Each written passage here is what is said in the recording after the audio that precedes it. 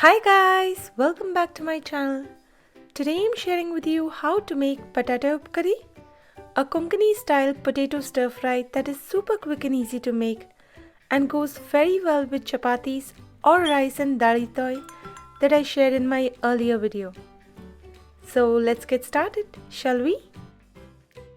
For making Batata Upkari you need 3 medium-sized potatoes, 2 tablespoon oil, 1 teaspoon mustard seeds, half to 3/4 teaspoon hing based on your preference, 2 to 3 whole dry red chilies or Batati chilies, 10 curry leaves, 3/4 teaspoon salt, 1/4 cup grated coconut and half cup of water.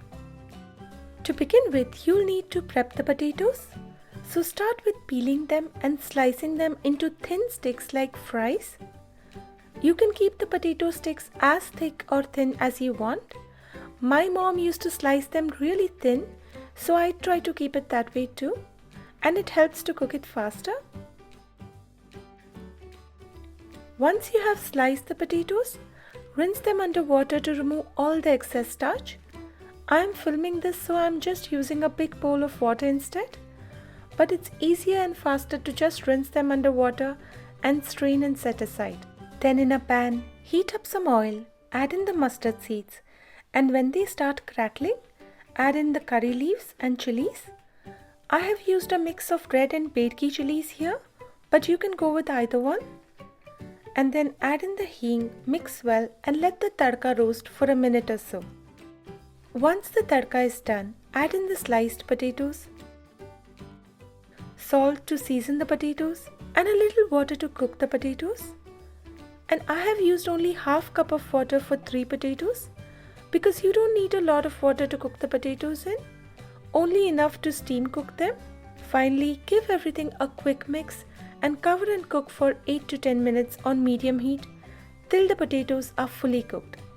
Though it's best to check at least once in between and give the potatoes a quick mix so that it all cooks evenly.